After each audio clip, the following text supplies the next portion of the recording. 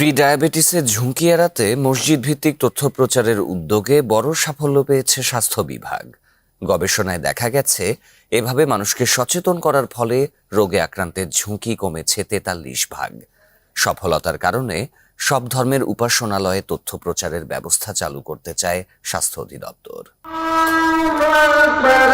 সারা দেশে ৩.৫ লাখের মতো মসজিদ আছে।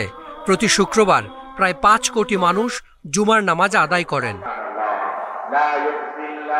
খুতবায় ডায়াবেটিস প্রতিরোধে তথ্য প্রচারে ঢাকা ও ময়মনসিংহ বিভাগের ৮ উপজেলায় একটি প্রকল্প নেয় ডায়াবেটিক সমিতি ও স্বাস্থ্য অধিদপ্তর।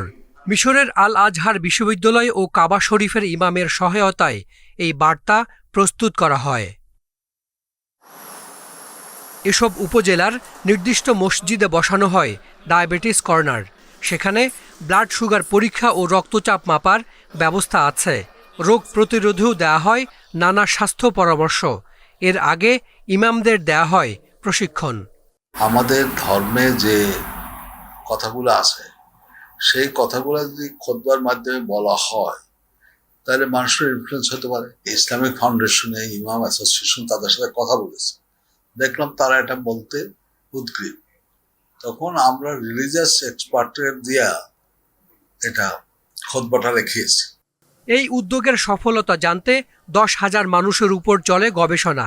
তাদের অর্ধেককে ডায়াবেটিস প্রতিরোধে নিয়মিত বার্তা দেওয়া হয়, বাকি অর্ধেকের শুধু ব্লাড সুগার মাপা হয়।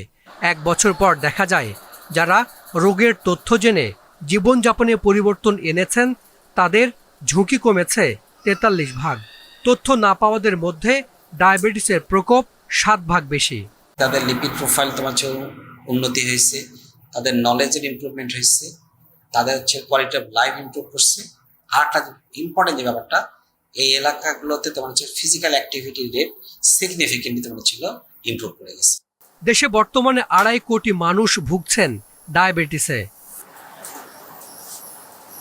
Hasan Misbah, Independent News, Dhaka.